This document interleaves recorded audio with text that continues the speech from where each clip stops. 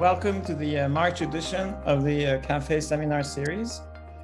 Today, Claudia Custodio from Imperial College London is presenting a paper entitled Opioid Crisis and Real Estate Prices. The presentation will be followed by a discussion by Stijn van Nieuwerburgh from Columbia Business School. So thank you again, Stijn, for accepting to give the discussion. So as usual, there will be 30 minutes for the presentation, 30 minutes for the discussion, and 50 minutes for Q&A. We encourage you to turn on your cameras so that it feels like a real seminar, shall we say. Claudia, the screen is all yours. Okay, thanks so much for having me today. Thanks to Stijn for accepting to discuss it.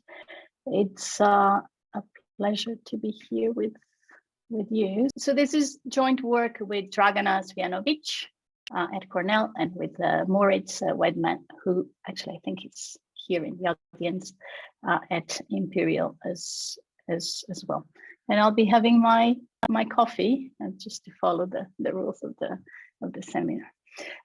So let me start as usual by motivating the research question. Over the last decades in the US, there has been a huge increase in the usage of prescription opioids to treat chronic pain and non-terminal pain. So basically, to mild pain type of situations.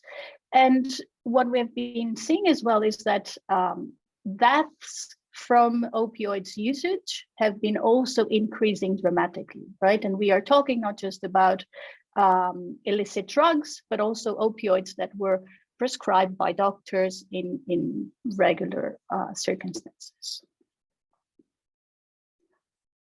So this opioid crisis, it is one of the largest public health problems in the US. Obviously, the world is facing other quite severe problems, right? So we are just getting out of a pandemic.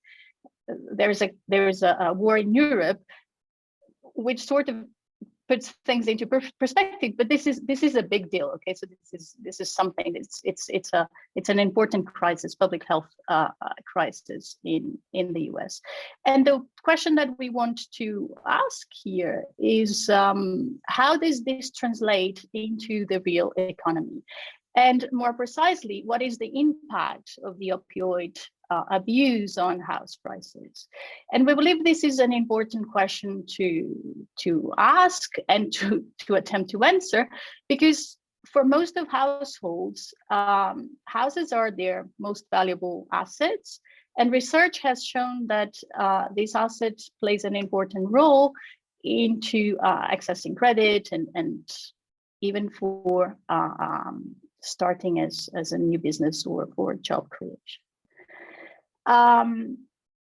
So how does the abuse of opioids gets or impacts house prices? We have in mind two specific channels that I'm going to talk about later on. But the first one is the idea that the prolonged usage of opioids might lead to lower labor productivity, lower wages, and lower household income.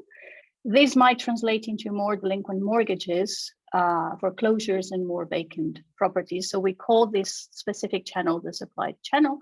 And we also have in mind something that is more indirect, which is the idea that excessive opioids usage in an area will translate into a burden of local services, houses and those places being less taken care of, and obviously the attractiveness of that area will deteriorate as we see the usage of opioids to increase. So what do we do specifically in this paper? We're going to estimate the impact of opioids abuse on real estate prices, and we will do that in two ways. The first one is just to explore long-term correlations between opioid abuse and house prices, and we will do this exploiting variations within counties over time, and also within state year. And then we will move on to try something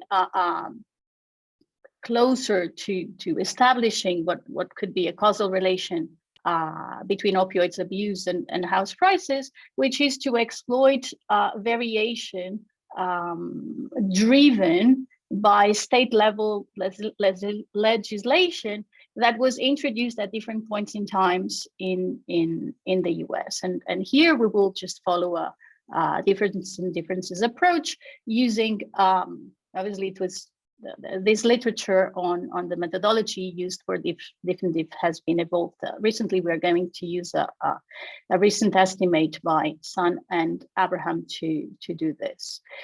Then, and going back to the channels, we are going to try to inform our interpretation of the results by looking at the relation between opioids abuse, mortgage delinquencies, and foreclosures. And also we are going to study long-term correlations between opioids abuse and local economic conditions. So let me just give you a preview of the main results. So we are going to document long-term negative correlations between opioid abuse and residential real estate prices. And from our definitive analysis, what we show is that house values in treated counties, so the ones that have passed these laws limiting the usage of opioids, have increased their house prices on average by 0.42 percentage points more than the non-treated counties. And just to give you a sense of the economic magnitude, we are talking about $4,250 in terms of house values after 3 years of changes in house prices. And this has into account, or this calculation is based on an average house price of $140,000 in our sample.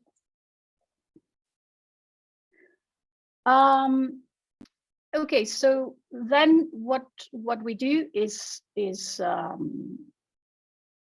we show some evidence that again informs the interpretation of these results, and we hope to shed some light on the channels that are behind this relationship.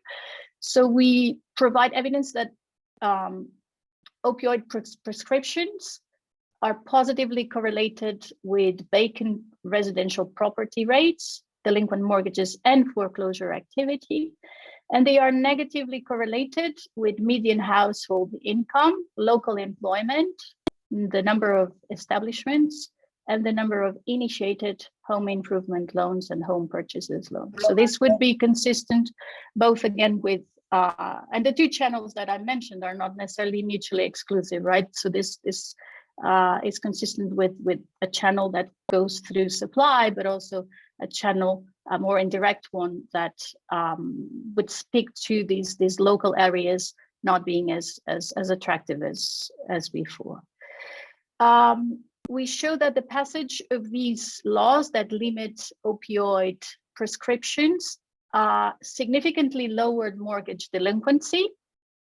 And then again, to inform about the mechanisms, we also show that the negative relationship between opioid abuse and house prices is more pronounced for counties in states with judicial foreclosure process. And here the idea is that in these places, it would take longer for these foreclosures to unravel. So there would be more room for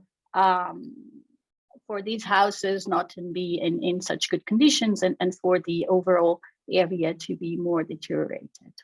And the last thing that we document in terms of heterogeneities is is the fact that this negative relationship between opioids abuse and changes in house prices is more pronounced for counties in Republican states as opposed to Democrat states. And here the idea that we have in mind is that Democrat states could potentially have other ways to support socially the households that would see their income limited. So this could be somehow a cushion for them. So we build on a recent literature. So most of the literature has actually focused on the opposite side of the relationship, right, or on the opposite direction of the relationship, trying to explain what led to the opioid crisis. And there seemed to be some notion that this is mostly driven by supply of opioids, not necessarily the demand of opioids, but obviously also the recent papers that show economic effects of the crisis, and this has to do more on the labor side and labor productivity, but also so there are two recent papers by Cornagia and co-authors and Lizu showing that this has some effect in terms of municipal financing. So just an outline for the rest of the talk. I'll present you with the data. So one slide was not enough for the data, so we are combining data from many different sources. Then I will move on to document these correlations, these long-term correlations I mentioned before. I'll present our diff and diff estimates. Then I'll talk about the mechanisms and show you the results that speak to the mechanisms in place. And then I'll present you, we have several robustness checks, but I'll just focus on two of them. One has to do with measurement of abuse of opioids, and the second one is an alternative methodology. We basically use the same instruments as in Cornagi's paper, again to deal with the endogeneity of opioids prescription, or the usage of opioids in certain locations.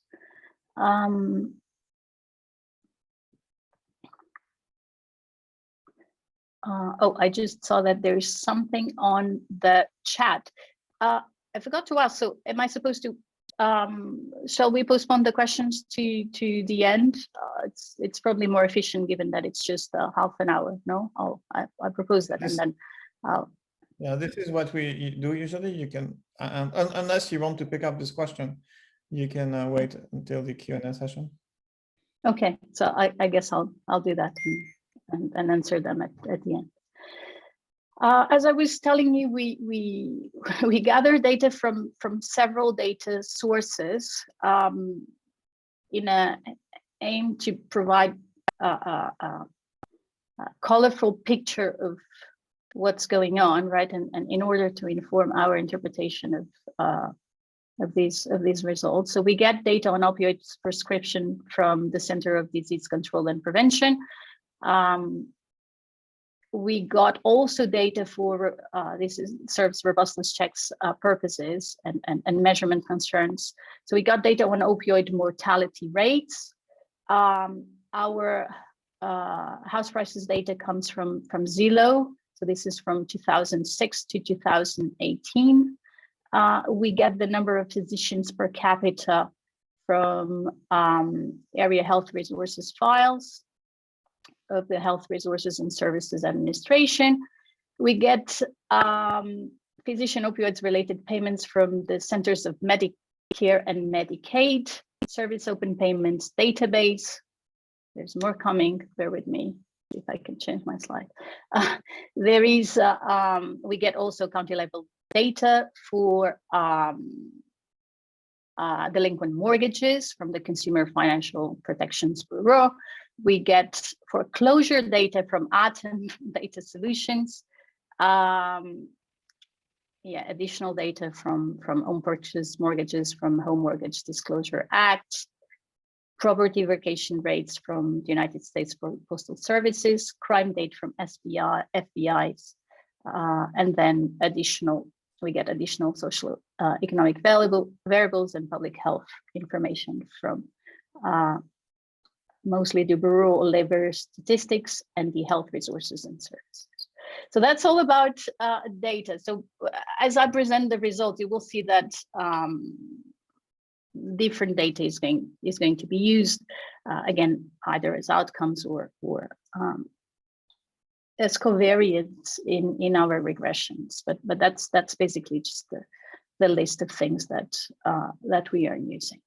So here's just some highlight of the data. I'll be mostly talking about prescription rates. So this is per 100 people, right? So this is standardized by population. So for instance, the mean number of prescriptions per 100 people is 79 in our sample. So this is the total of county prescriptions. And then we have mean house values, that's around 140,000 I mentioned before. And then these are the average percentage changes that we're going to use in our long correlations. The first set of results that I'm going to show you are just correlations, again, mostly over time within county, but also within state year. And so this is the first set of correlations. So basically, we can see that there is this negative correlation that is monotonically increasing as we consider longer time periods, right? Just to give you a sense. So again, this is the correlation between opioid prescriptions per 100 people and changes in percentage change in house prices. So for the 5-year correlation, what we see is that a 1 standard deviation in prescription rates, which is 41 prescriptions, is associated to up to 1.36 percentage point decrease in home values. So, and these are the estimates using county fixed effects and year fixed effects. So this is basically taking into account the time series variation within the county. So if we run the same type of analysis, but using state year fixed effects, so basically comparing within the same state and year, different counties with different prescription rates, we have slightly more modest estimates, but the negative correlation is still there. Okay, so then the question is, are house prices and in general economic conditions driving opioid abuse, or is it really the other way around, right? And we are interested in this paper to understand how opioid abuse might lead and might feed into house prices. So we really need some source of as much as possible exogenous variation in the abuse of opioids. Okay, so with this in mind, right, with this need for exogenous variation in opioids abuse, we are going to exploit the staggered adoption of state laws that aim to limit opioid prescriptions as a natural experiment, right? And these laws starting in 2016, so they were adopted at different points in time. So for instance, this state I can identify, that's Arizona, because I lived there at some point. So Arizona was one of the first to pass the law in 2016, and then other states adopted the law subsequently.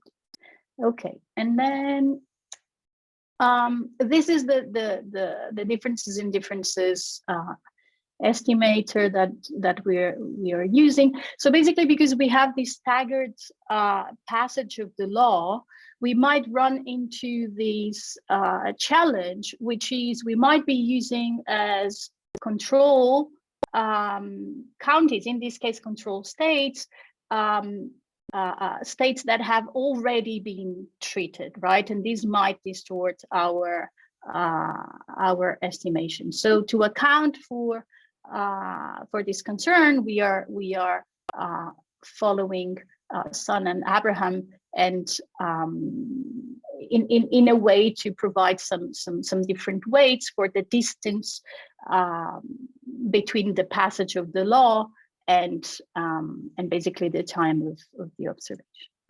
So what do we find? So our definitive estimates show also the negative relation between opioids abuse and real estate prices. But in this case, basically it goes the other way around, right? So the first thing we do is, this is more of a sanity check, but we check whether the passage of the law indeed induced a decrease in opioids usage. And that's what we see in this panel A. So we see that after the passage of the law, prescription rates went down, especially in the 2 first years after the passage of the law.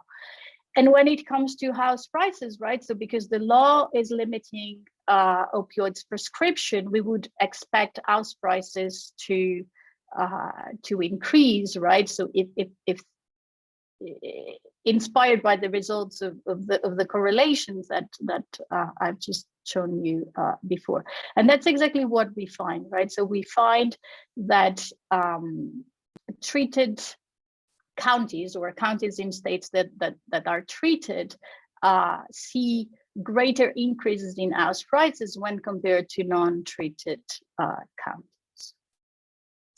Okay, so one issue that we need to deal with is the fact that the treatment is at the state level, right? But our unit of observation, right? We observe the house prices at the county level. So we try to bring down the treatment at the county level, and we do so inspired by the results in the literature that show that opioid consumption has been mostly driven by supply, by the availability of these opioids. So what we do is we interact our post dummy, right? So from the diff analysis with another dummy that captures the availability or the intensity in supply in these counties, right? So to bring it down to the county level. So what we find is that the effect, the negative effect on prescriptions is more pronounced for counties that have higher physicians per capita and also higher opioid payments to those physicians, right?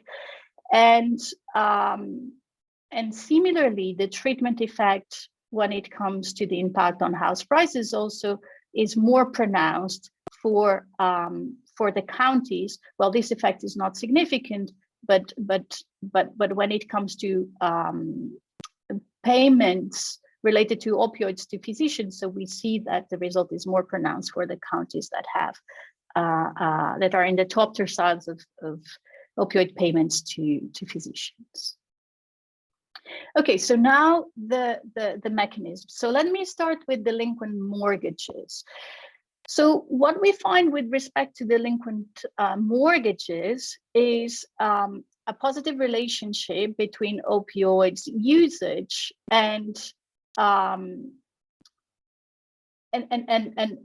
the percentage change in delinquent mortgages. So what we see is that so both when exploiting within county fixed variation, but also when exploiting variation across within the same state year, we find this positive correlation.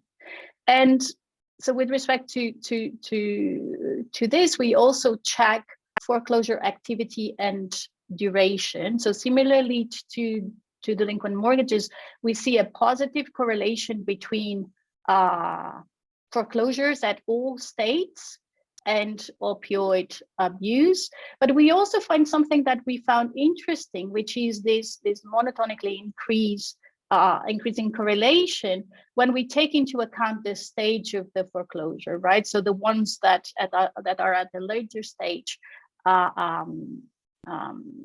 have a stronger correlation with opioids usage. So this is just the same thing, but using the state year fixed effects instead of county and year fixed effects. So in the same spirit, we look for heterogeneous effects comparing judicial versus non-judicial states. And what we see is that the negative correlation is more pronounced for the counties that have judicial foreclosure process. And again, here the idea is that the ones that have these type of procedures, it would take longer for the whole process to unravel. So basically, there would be more room to houses being under poor conditions than in places where just the whole process goes faster. Okay, so to further understand the mechanisms, we study, and these are just going to be correlations. We study these long-term correlations with local economic conditions and real estate market conditions. So interestingly, and I'm not going to show you that table because it's basically a no effect. We don't find a correlation between opioids usage and crime rates.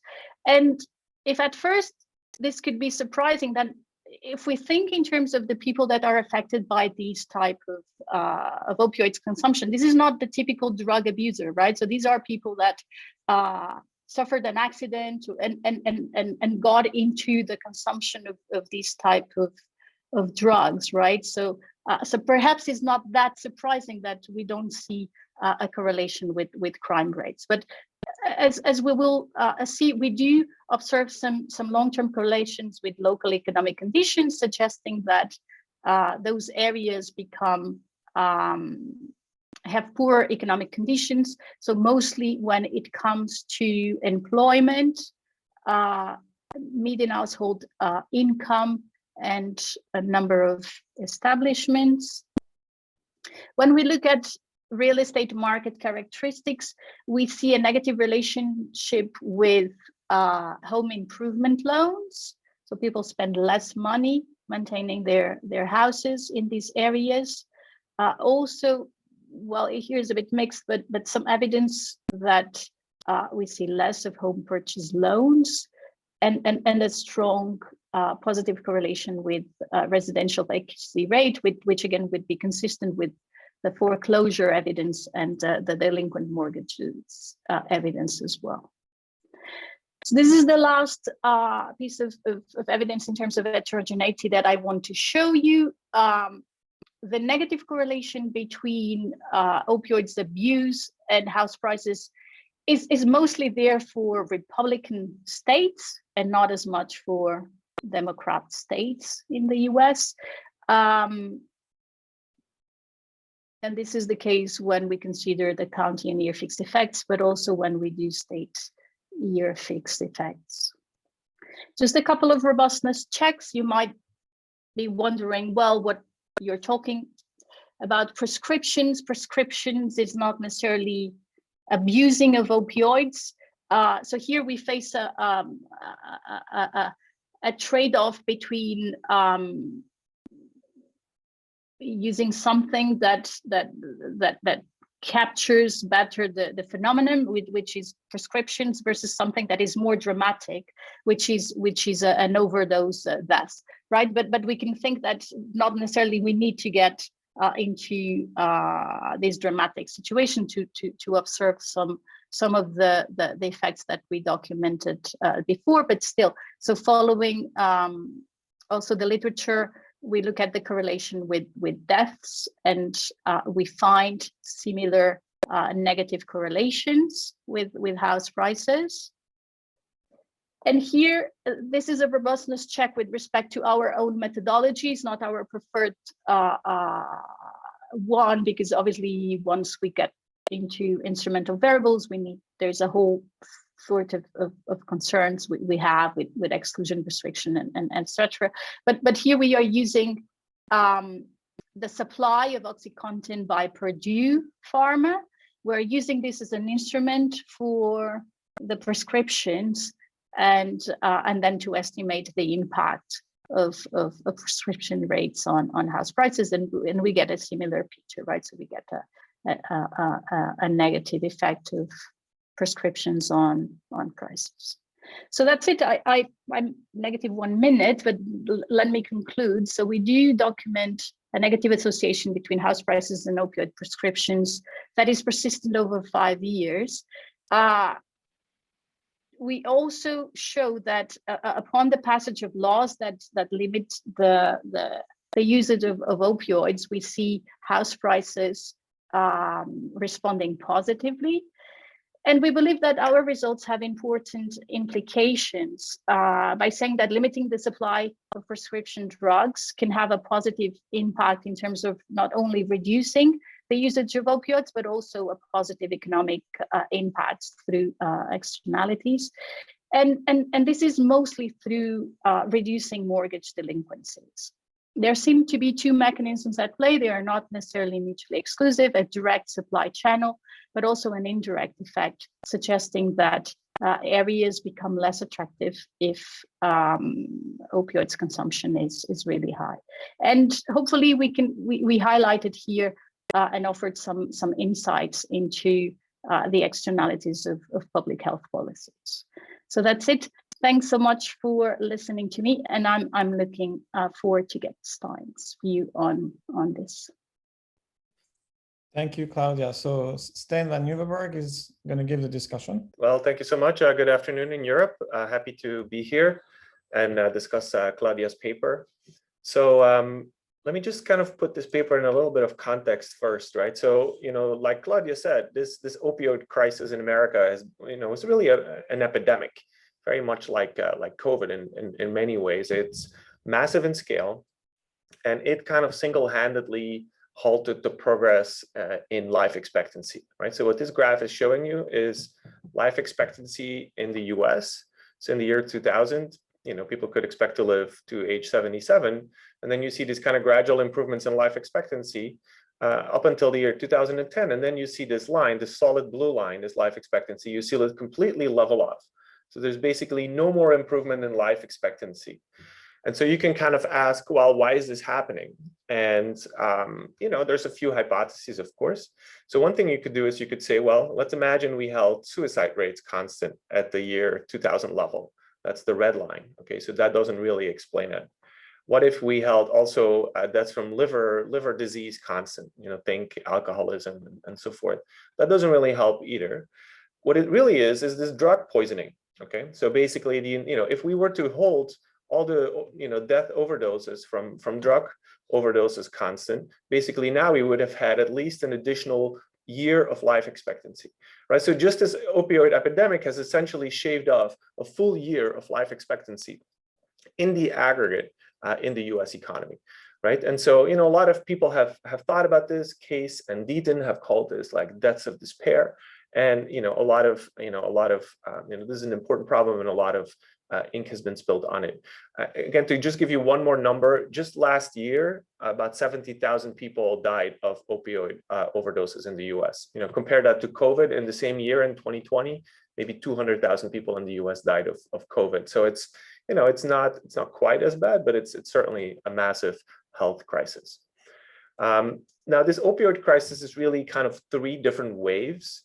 There's this first wave, which starts in the mid-1990s, and it's prescription opioids. And it's kind of interesting to just kind of remember the history of this. So basically, in the 1980s and in the early 1990s, the view within the medical profession was very much that, these opioid prescriptions are dangerous and we shouldn't prescribe them. People even called this opioid phobia, right? And so the doctors had opioid phobia because they were worried that this was going to be addictive.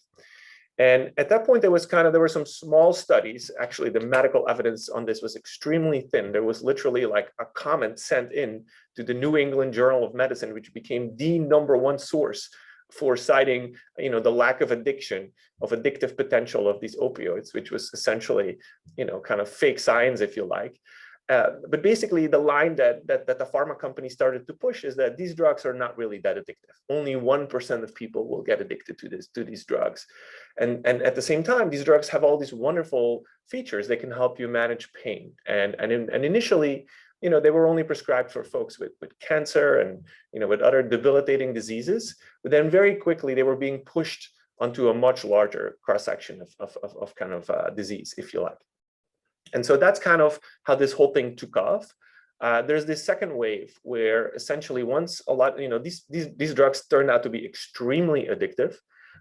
People would literally like try to break a few fingers so that they could get back into the hospital to get their next prescription of these opioids. Incredibly addictive.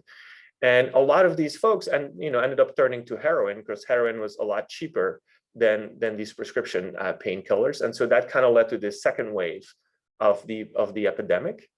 And then the third wave, which in many ways is by far the most virulent and the most intense, is kind of this current wave that we're in, which starts in 2013, where you start to get these synthetic opioids, in particular fentanyl. And fentanyl is about 100 times more potent than morphine, for example. And it kind of took off like a rocket. And you can see this here in this graph. This is a paper from Jeremy Greenwood and co-authors. And you can kind of see this fentanyl opioids kind of taking off, like starting in 2013, 2014.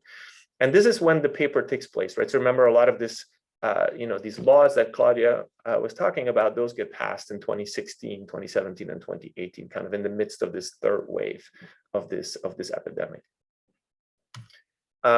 There's some interesting distributional effects going on here as well, which kind of Claudia, hinted at. And kind of the previous version of the paper contained a few more results in that direction. So this is, I think, mostly an epidemic of the non-college educated. That said, there is kind of use across the population. This is a drug that affects everybody, but certainly disproportionately affects non-college, right? So there's also a geographic component to this.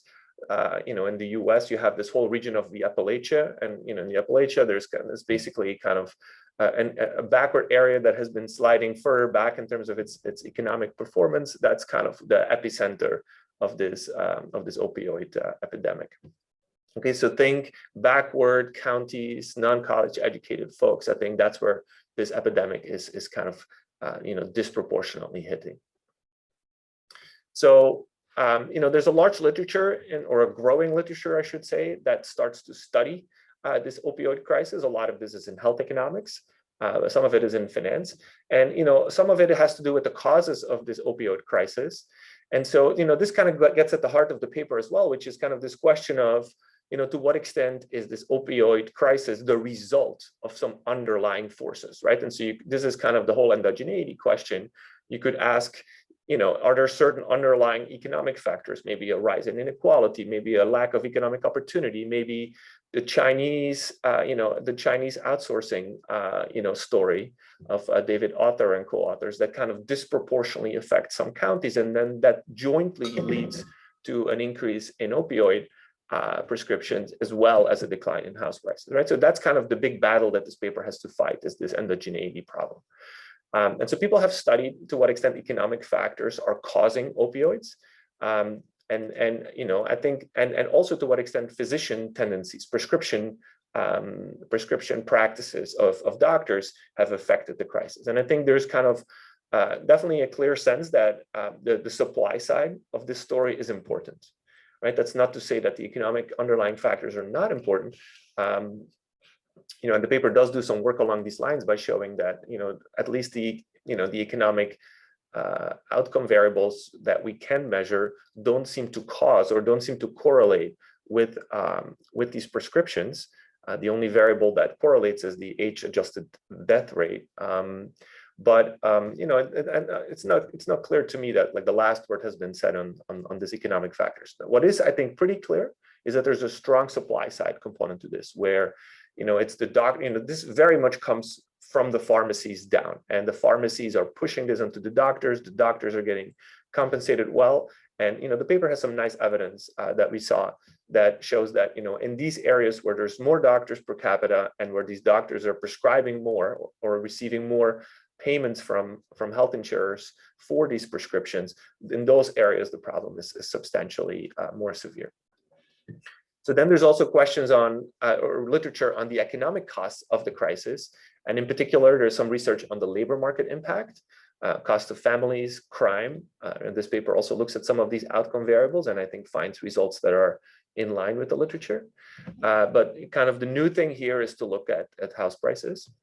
And then, there's a literature on, what should we do about it, right? So what kind of demand or supply side policies could we put in place to help abate this pandemic? And this paper is going to use these kind of staggered adoption of these laws that basically reduce prescription. So, Claudia didn't say much about these laws. The nature of these laws is to basically say, one way of saying it is, start low and go slow. The idea being that especially for people who've never had these prescriptions before, you want to prescribe a small doses and a short prescription. You don't want to give them like a month worth of pills, to treat some backache or something like that, right? And so that was the nature of these laws, basically. Give new people low doses and give them a short prescription. So that's an example of the supply side policies, and this paper will use those supply side policies as basically a natural experiment to study the effect on house prices. Now, there's one other paper that kind of is very similar to this paper, which got published this year by De Lima and Thibodeau. So they also look at the effect of opioids on house prices. So they exploit this data that became available through a lawsuit in Ohio, where they basically get like pharmacy location level opioid prescription data, right? So for each branch of a pharmacy in Ohio, they get exactly how many opioid prescriptions came from that pharmacy. And then they look at kind of what's happening to house prices around sales of houses. So they use these Z-tracks, individual house price level data. So they go all the way down to the house price level. This paper looks at county level house prices. And then they basically ask, if your house sold in an area close to a pharmacy that sold a lot of these pills, how much lower was your house price? And they do a repeat sale analysis to control for house price, for house characteristics. And they too find that an increase in prescriptions leads to a large decrease in house prices. Okay, so it's consistent with with the results in this paper directionally, at least. Interestingly, this paper is for an earlier period than the paper we're mostly focused on here, right? So here, because of the staggered experiment, we're mostly interested in the 2016 through 18 period, which is this kind of third wave of the epidemic. This is more on the first wave of the epidemic. And they too think about endogeneity, and kind of one way they address endogeneity, it's not obvious to me that that's necessarily the best way to do it, but I'll just tell you what they do. They basically say, let's focus on certain pharmacies where there is vertical integration between the distributor of the pills and the pharmacy that ultimately dispenses these pills to the public. And the idea being that there were these rules that basically required these distributors to flag any large order. So if a pharmacy places a large order for a number of pills, the distributor was supposed to report that as a suspicious order. Now, that type of monitoring would not work so well if there's vertical integration between the distributor and the pharmacy. And so that's what they're exploiting. They're looking at some pharmacies. They're focusing on a group of pharmacies where those monitoring incentives were weak, and they show that and so that's how they deal with the endogeneity. So it's a similar kind of supply focused type of instrument, if you like. Okay, so this paper here, I think it was certainly around at the same time as this earlier paper. It studies this later period in the crisis, which is interesting. I think this paper has a better identification strategy. So there's certainly, I think, room for both of these papers. So, and then finally, kind of to kind of put this in a slightly broader context, I think this paper fits very nicely into this broader literature on health and finance, right? So there's other papers that study For example, marijuana dispensaries and their kind of effects on local housing markets, to what extent the legalization of marijuana has, allowed, for the distribution of this drug, and, has kind of had similar type of externalities than the ones that we're studying here. Of course, there's also a new literature on the effect of the COVID pandemic on housing markets. And people, in fact, have, to study kind of the effect of these epidemics on house prices, have gone back in history to look at, what happened historically to house prices when, say, there was the plague or, another large epidemic, like in this paper by Franke and Korevaar. And so I think there's, this all fits very nicely in this literature. I think there's a broader set of questions out there about the causal effect of health on wealth, right? Which this speaks to, and I think this endogeneity issue that the paper is struggling or is trying to address is very much kind of on this question of, we know that there's this two-way feedback between health and wealth, right? Wealthier people are healthier, healthier people are wealthier. Which way does the causality run, right? So Kim Peyenburg has a nice paper, for example, where she argues for kind of a causal effect of cognitive health on wealth accumulation. Okay, and then kind of a last connection I want to draw here is with some of my own work on life and health insurance, right? So, you could imagine that, these opioids lead to a lot of mortality. That mortality ends up costing money to society. For example, a life insurance company may have to pay out a policy, or the government may have to pay out a life insurance policy. So, this is something that's not well known, but in the US, there's a large part of the Social Security Administration that pays survivor benefits. These survivor benefits are non-trivial. They could be as high as, $600,000-$700,000 in NPV for a family where the breadwinner dies young. And so you can kind of imagine that because of that, there's an incentive, a financial incentive for the US government or for a private insurer to kind of try to keep this person alive so as to avoid paying out this benefit early.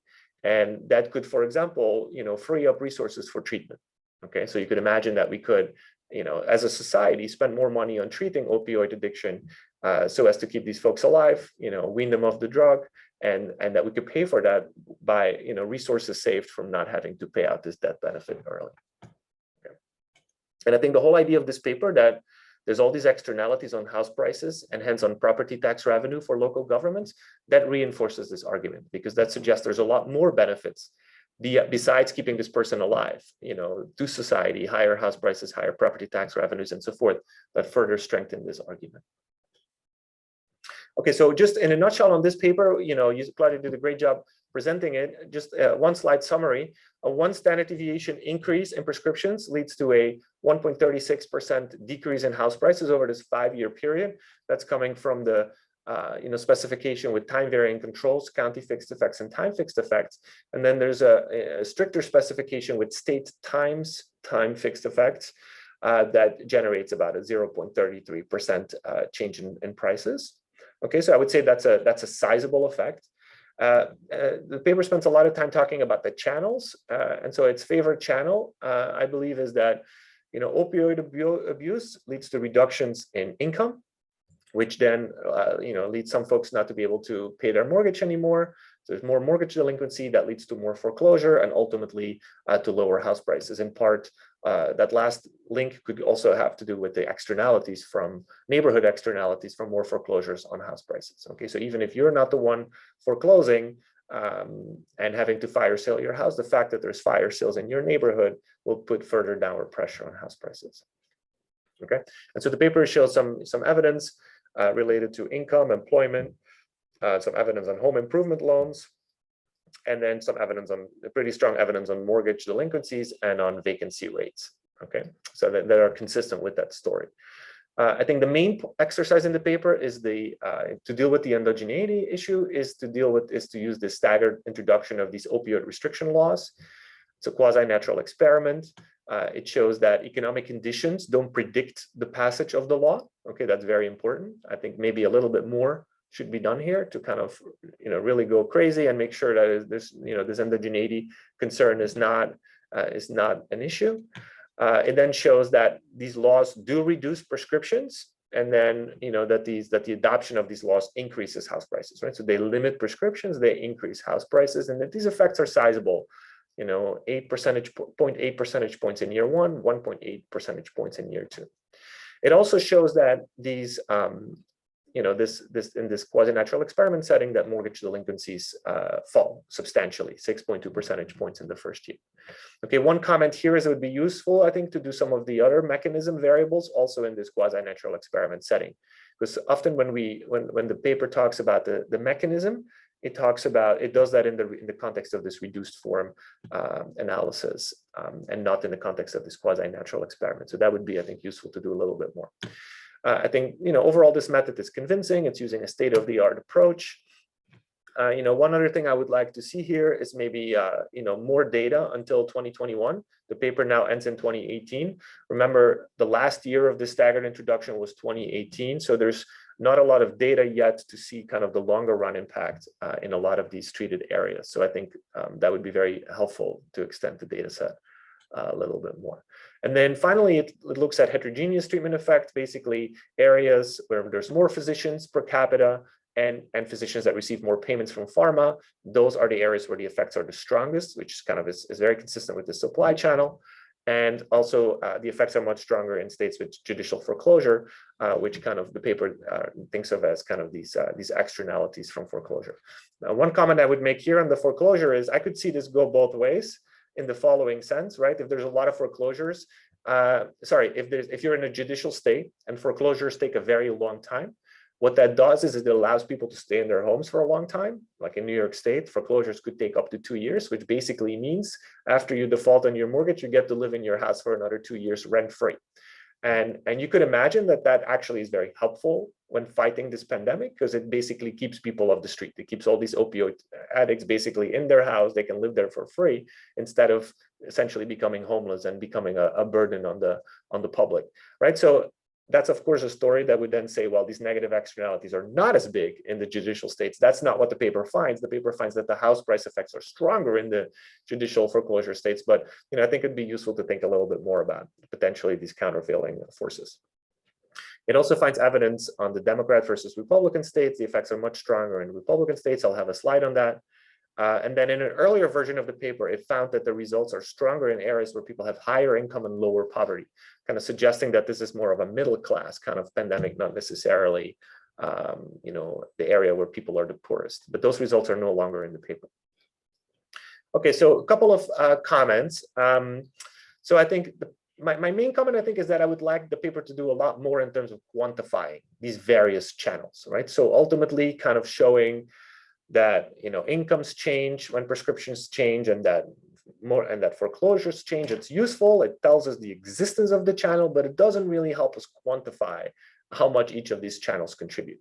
Now, one idea for how to go about this potentially is to basically say, let's say we have a channel variable like income or renovations or foreclosure or crime.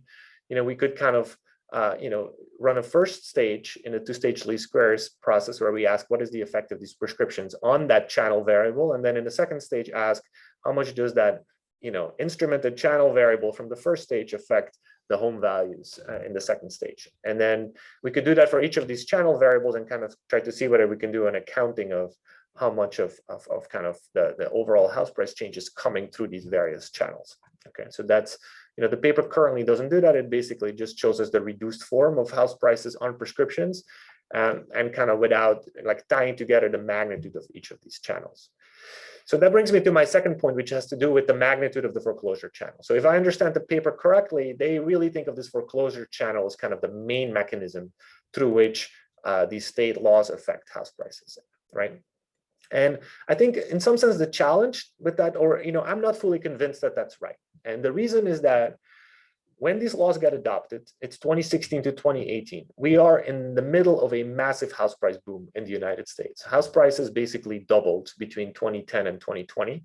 And these were 2016 to 2018 were very strong years for house prices. Of course, that doesn't mean house prices are going up to the same extent everywhere. And it's possible that the opioid crisis reduces house price growth a little bit more in some areas than in others. But nevertheless, most areas are seeing house price growth, right? And so then the question is, why are people foreclosing? Why are people defaulting on their loan?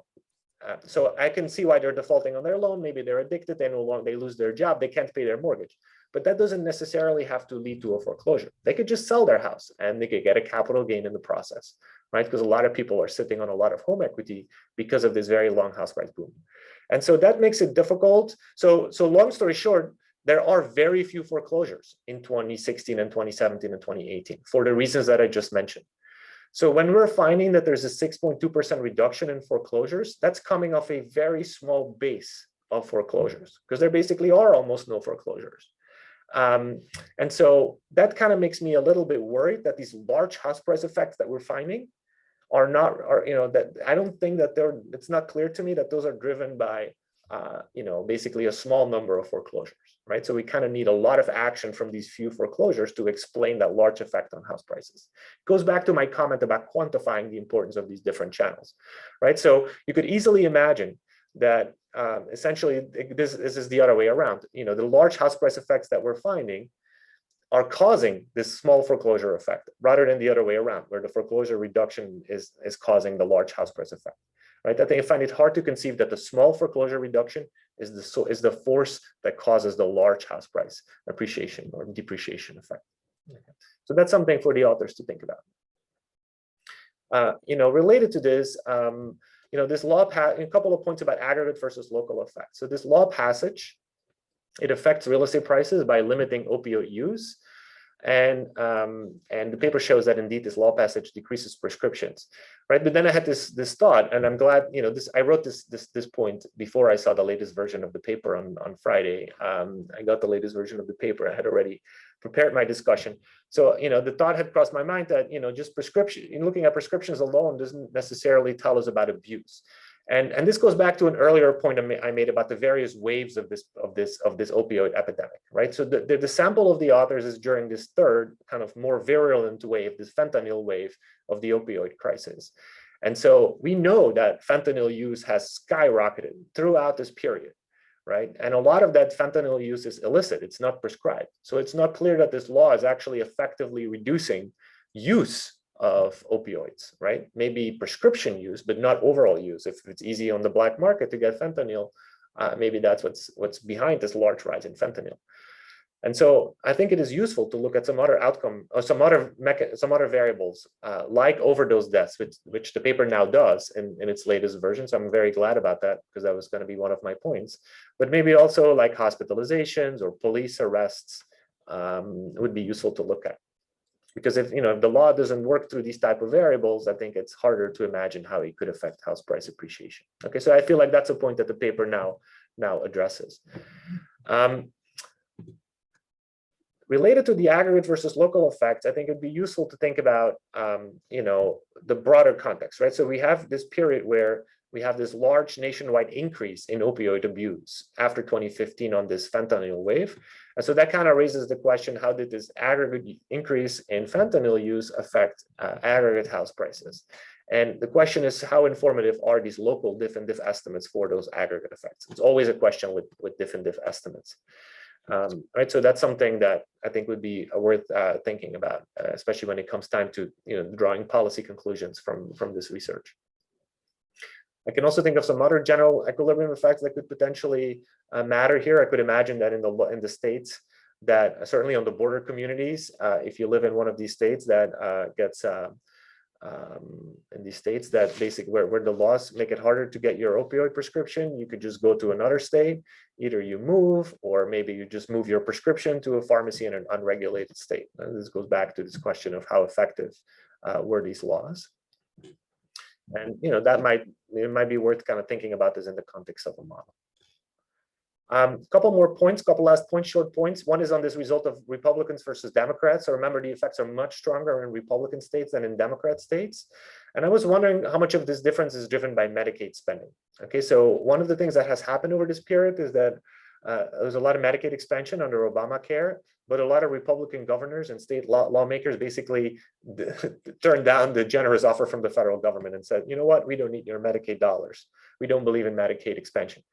And so it would be nice to see whether that's kind of the underlying source of this Republican versus Democrat finding. And so maybe it's a healthcare effect. The same opioid use maybe is less likely to result in really bad health outcomes like death in places where there's more Medicaid dollars flowing in, which would be the democratic states. Or it could be that the Medicaid money is used for mental health or for prevention resources that, again, would help to explain the difference. So that kind of, I think, gives the paper an interesting public finance angle, which is not only did these Republican states refuse the federal health insurance dollars to pay for the medical costs of the opioid abuse, they then, on top of that, suffered, through a reduction in property values and hence property tax revenue, per the results of this paper. Then my last comment is that I think it'd be useful for the paper to explore, maybe this is the next paper, some other outcome variables besides house prices. So I think one interesting one is home ownership, right? So the question is, to what extent does this epidemic, which really affects a lot of young people, a lot of young non-college educated men in particular, right? To what extent has that affected their ability to get on the housing ladder? Because we know houses are important sources of wealth building, they're important sources of collateral, and that kind of gets at this kind of distributional effect of home ownership, right? So we know a lot of wealth gaps, also racial wealth gaps, can be explained by gaps in home ownership, and so I think this opioid epidemic is interacting with this. And a second outcome variable would be useful to look at is mortgage refinancing activity. As you all know, most mortgages in the US are long-term fixed rate mortgages that can be freely prepaid. And it turns out there's a lot of heterogeneity in that prepayment behavior, right? So turns out a lot of people are not rationally exercising their prepayment option, not taking advantage of these refi opportunities. That turns out to be heavily correlated with things like race and wealth and so forth. You can also imagine that if you're opioid addicted, you're just like don't have the wherewithal to refinance your mortgage when you should. And so, in equilibrium, those folks end up cross-subsidizing the non-addicted. It's a nice job market paper out of Harvard this year by David Zhang that kind of made that point, that cross-subsidization point. So I think that cross-subsidization point kind of applies to this, addicted versus non-addicted as well. Yes, Stijn, you have 1 more minute. Yeah, so I'm done. Just wrapping up, I think, this is a very nice paper. It provides causal evidence on the impact of the opioid crisis on house prices. I think it's an interesting and an important research question and at this intersection of health and finance. I think the staggered introduction of the supply regulation provides, I think, a credible experiment that alleviates at least some of my concerns about the endogeneity. I think we need more work on the channels. I think especially the quantitative importance of each of these channels. I'm a little bit worried about putting so much emphasis on this foreclosure channel, which I'm not clear at this time and this place was kind of such a big problem. And then I think directions for future research, other outcome variables, homeownership refinancing, aggregate effects. And I think once we have kind of credible aggregate effects, I think we can use this type of work to think about, for example, the settlement, right? So many of you may have seen the news last week that Purdue Pharma finally finalized, after years of legal battles, its settlement. It was a $6 billion settlement. And so you could kind of ask, well, what should the number be? Should it be 6 billion? Should it be 10 billion? Should it be 1 billion? And so you could kind of think about, well, part of what's happening here, in addition to like the human capital that got destroyed, is like some housing wealth. According to this paper, some housing wealth got destroyed. And so, maybe that at least should be part of the input calculations when we're doing these size of the settlement type of discussion. So I thought that'd be an interesting kind of policy implication of this work. Okay, thanks so much. Thank you, Stijn, for a very careful and really a fantastic discussion. Claudia, would you like to respond? There was also an earlier question that you may want to answer that was in the chat. So, yeah. Yes, Stijn, this was extremely constructive, and I thank you for that. Just a couple of points. I agree. At this stage, we basically document these one more direct and one more indirect channel, but we are really not quantifying or saying, we really do believe that both are probably in place, right? It's not really one versus the other, but I totally agree that it would be informative to understand how much each of them contributes. The way we thought about these foreclosures, and I totally take your point that probably are not getting much variation from the period that we are using, but we thought about these as sort of the final outcome of a whole process, right? So so for instance, if we go with the delinquent mortgages, right, so that's sort of some intermediate step that could already point towards lower household income, potentially people not investing as much in maintaining their houses and so on and so forth, that could already be translated into these houses having lower value, right? And then the foreclosure and determination of the foreclosure process would be somehow the end of this process. Not necessarily all of these would end up in a foreclosure, but I take your point that it's for that reason as well. It's probably useful to quantify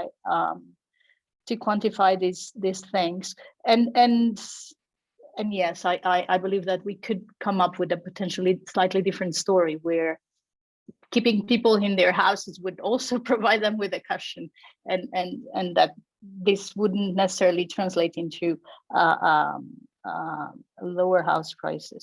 So we should think a bit more about that. In terms of the other point I would like to highlight, which I think it's a great one, is yeah, it would be the ability to aggregate the results, right, and go from our local effect of our different estimates and then provide some aggregate effects that would then, right now we just have some insights with respect to policy, but having some aggregate effects would for sure be much more useful in terms of being able to say something with respect to policy in implications, and potentially even being able to say something with respect to the settlement, right? So how much would these settlements have to go for? So those were the things I wanted to highlight. But again, this was for sure extremely constructive and extremely helpful. And then Emily had a question. I think your question is spot on, right? And this is at the heart of what we are trying to do, and what Stijn highlighted as well, which is in which direction goes the causality, right? Is it poor economic conditions that lead to higher opioids consumption, or is it the other way? Is it the other way around? We believe that probably it's again, these are not mutually exclusive, and we are just studying one direction of this causality, right? And we do the best we can by exploiting this variation that is induced by the changes in regulation that limit the prescriptions. But again, right, so even then you could also somehow agree that somehow argue that these choices, right, of which states pass the law first and so on, this can also be endogenous to some extent, right? But that's what we are interested in. We are trying to see to what extent we have this health problem translated into real economic outcomes, which in this case would be house prices. And we believe this is important for the reasons that I mentioned, right? So this is for many households, this is just the main asset that they hold. I don't know if other people have questions or comments. They are obviously very welcome as we. Francisco has a question. Hi, Claudia. Now, just a question kind of following up on, I guess, on Stijn's point about the mortgages and the defaults. I mean, if there was a big impact indeed coming from this delinquency channel, I mean, shouldn't we expect to see kind of a pricing impact on mortgage rates? So isn't that something you could potentially look at, see whether there's an impact on mortgage rates? Because if there's really a concern there, then that should come in pricing. Yeah, I think that's a great suggestion. I think we might have thought about this at some point, but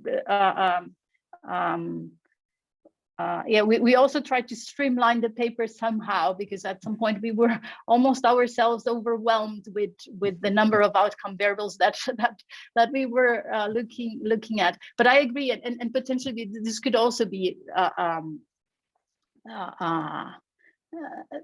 in the chain of these mechanism, right? So all the way to potential foreclosure, we should see this priced in mortgage rates. I totally agree, Francisco. This is something that we can do.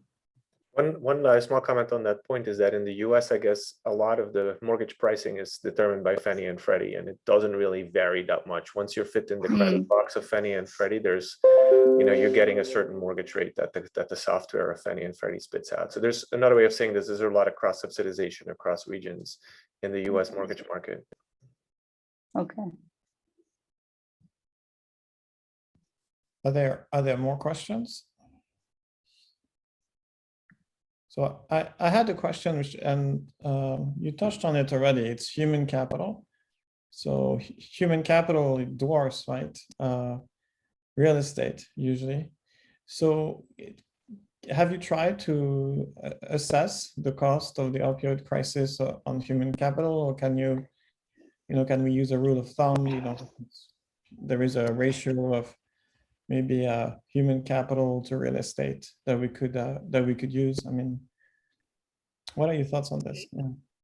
Yeah, no, I think this is super super interesting and relevant. So there is already some literature sort of showing this. So if I believe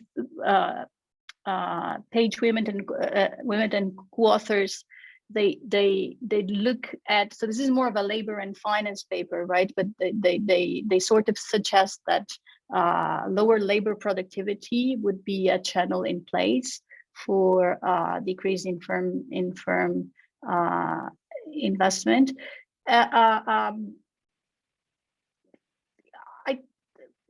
My second thought on this is potentially the joint effect, right? So what we are looking here, it's more of a direct effect onto the wealth of the household, right? And that not necessarily, right? Potentially part of it could be explained by a human capital channel, but not necessarily would go all through that one, right? So if anything,